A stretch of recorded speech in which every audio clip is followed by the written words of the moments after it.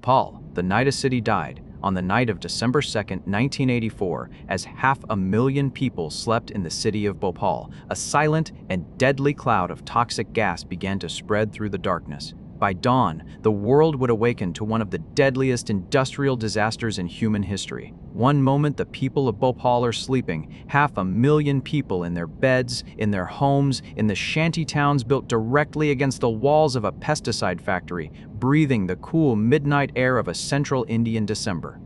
The next moment, 45 tons of methyl isocyanate, one of the most acutely toxic industrial chemicals ever synthesized, begins pouring silently into the darkness. No alarm sounds, no siren wakes the city, no warning reaches the neighborhoods where the poorest residents of Bhopal live packed together in the shadow of the Union Carbide plant. The gas is heavier than air, so it does not rise and disperse into the atmosphere. It flows.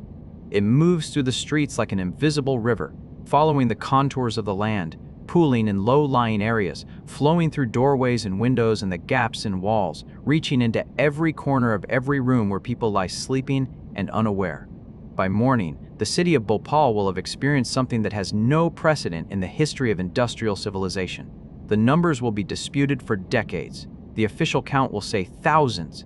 Independent researchers will say tens of thousands.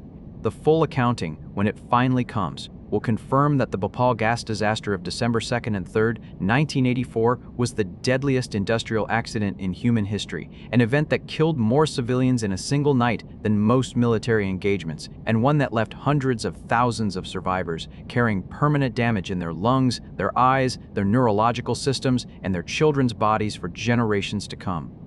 This is the story of how it happened, why it happened, and how 6 separate safety systems all failed simultaneously on the same night in the same factory, and why none of that was an accident. To understand Bhopal, you must first understand what Union Carbide was doing in India and why a factory producing pesticide chemicals was built adjacent to one of the most densely populated residential areas in Madhya Pradesh. Union Carbide Corporation was an American chemical giant, one of the largest industrial conglomerates in the world in the mid-20th century. In the 1960s and 1970s, the company identified India as a significant market for agricultural pesticides, particularly a product called Sevin, a carbamate insecticide used extensively in the Green Revolution farming that was transforming Indian agriculture.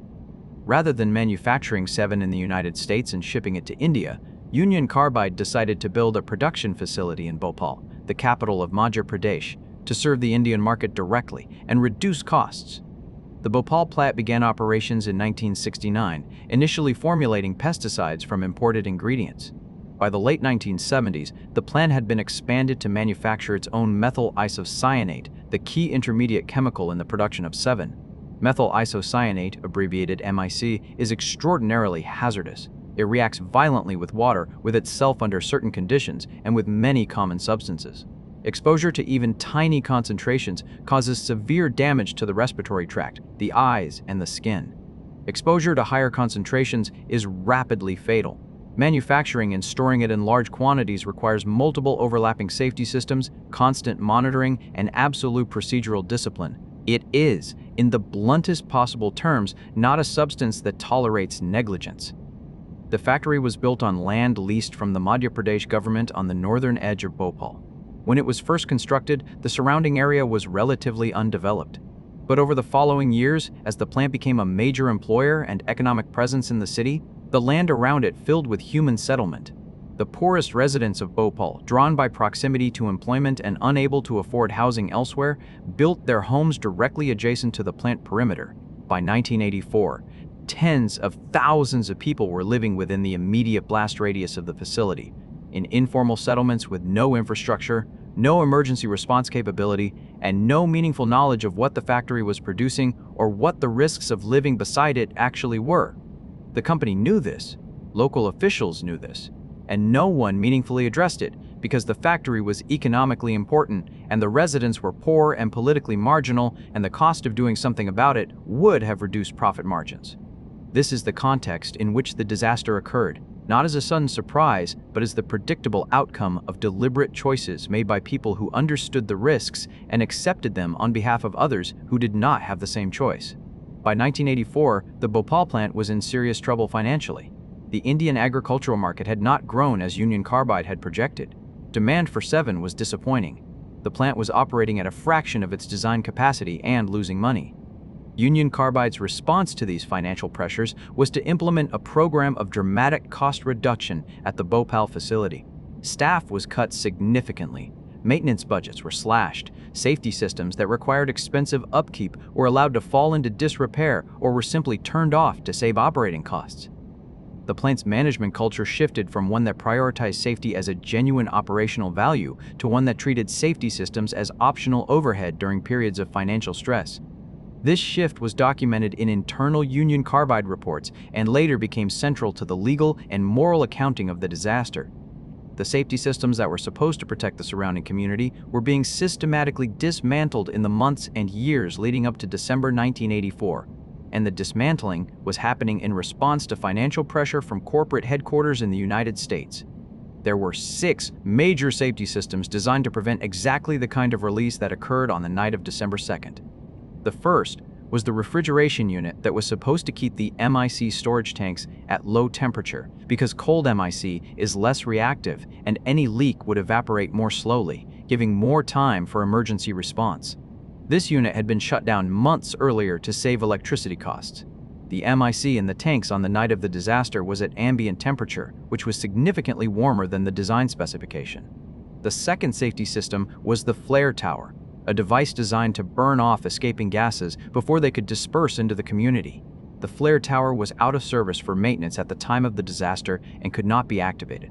The third system was the scrubber, a chemical neutralization unit designed to treat escaping gases with caustic soda before they could be released into the atmosphere.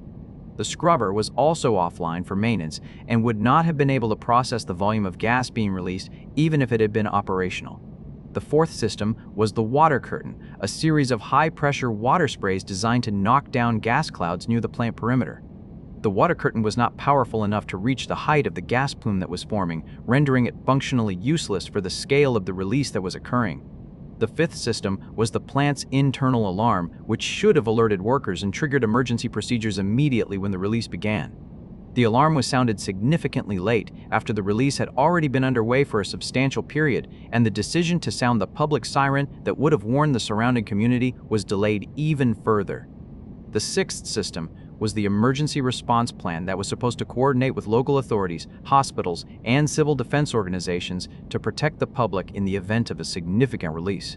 This plan existed on paper, but had not been meaningfully communicated to local authorities, had not been tested, and did not function on the night of the disaster. 6 layers of protection, 6 separate opportunities to interrupt the chain of causation, and every single one of them had been compromised before the disaster even began.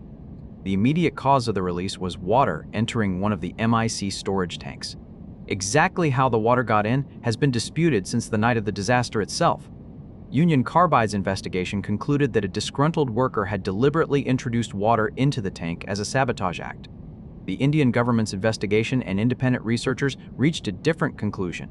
That water entered the tank through a series of procedural failures during routine maintenance, including a pipe washing operation that was conducted without the proper blind flange isolation that should have prevented any possibility of contamination. The sabotage theory was widely seen by Indian investigators and legal advocates as a deflection strategy, an attempt by Union Carbide to shift moral and legal responsibility away from the company's systematic negligence and onto a single individual. Regardless of the precise mechanism of water entry, the more fundamental truth is undeniable. If the safety systems had been functioning, if the refrigeration had been active, if the scrubber and flare tower had been operational, if the alarm had been immediate, the disaster either would not have occurred or would have been dramatically less severe. The water entry was the trigger. The years of cost-cutting and safety neglect were the loaded gun.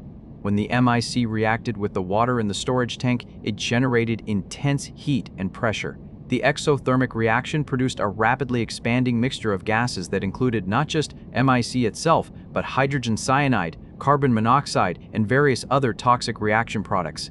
The pressure in the tank exceeded the design tolerance of the safety valve, and the gas began venting through the stack into the atmosphere. In the absence of functioning safety systems, it entered the night air above Bhopal freely and immediately began to move with the wind through the sleeping city.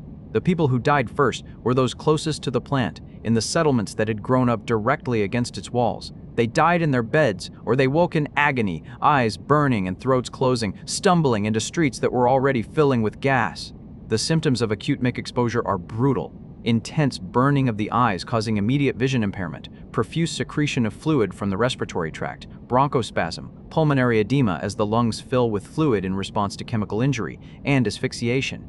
People ran in panic, often in the wrong direction, deeper into the gas cloud rather than away from it, because there were no warnings, no instructions, no emergency responders directing evacuation. Animals died in the streets, birds fell from trees. People collapsed on roads and were found where they had fallen when morning came. The scale of the immediate death toll remains disputed to this day, which is itself a significant fact about the aftermath of the disaster. The official Indian government figure for immediate deaths was approximately 3,800. Independent researchers and medical organizations working in Bhopal in the years and decades following the disaster have consistently argued that the true toll of deaths directly attributable to the gas exposure, both immediate and in the following days and weeks, was between 15,000 and 25,000 people. The difference between these figures is not merely a statistical disagreement. It reflects a sustained effort by Union Carbide and its successor company, Dow Chemical, to minimize the legal and financial exposure of the corporation by minimizing the documented scale of the harm it caused. Hundreds of thousands of survivors experienced permanent health consequences, chronic respiratory disease, eye damage, including blindness, neurological damage, immune system disorders, and significantly elevated rates of cancer. The children born to survivors in the years and decades following the disaster showed elevated rates of birth defects and developmental disorders, evidence that the chemical exposure caused heritable genetic damage. Bhopal became not just a site of historical catastrophe, but a continuing medical emergency that persisted for decades, and in some respects persists to this day, with contaminated soil and groundwater around the abandoned factory site continuing to affect the health of local residents. The legal aftermath of the Bhopal disaster was one of the most contentious and ultimately unsatisfying chapters in the history of corporate accountability. Union Carbide and the Indian government reached a settlement in 1989 for $470 million, a figure that victims' advocates condemned as catastrophically inadequate given the scale of the harm. The settlement also included provisions that shielded Union Carbide from further civil or criminal liability in India, provisions that Indian courts subsequently challenged. Warren Anderson, the chief executive of Union Carbide at the time of the disaster, was charged with culpable homicide by Indian authorities but never extradited from the United States, where he lived freely until his death in 2014.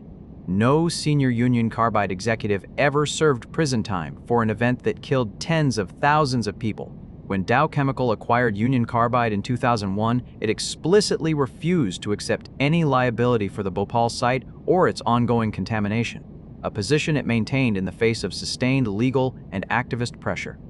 The abandoned factory site in Bhopal sat for decades with toxic waste inadequately contained, continuing to leach into groundwater used by local communities, a monument to corporate impunity and the gap between the rhetoric of industrial safety and its practice when profit is the primary measure of all decisions. The Bhopal gas disaster endures as the defining case study of what happens when industrial corporations treat safety as a cost rather than an obligation.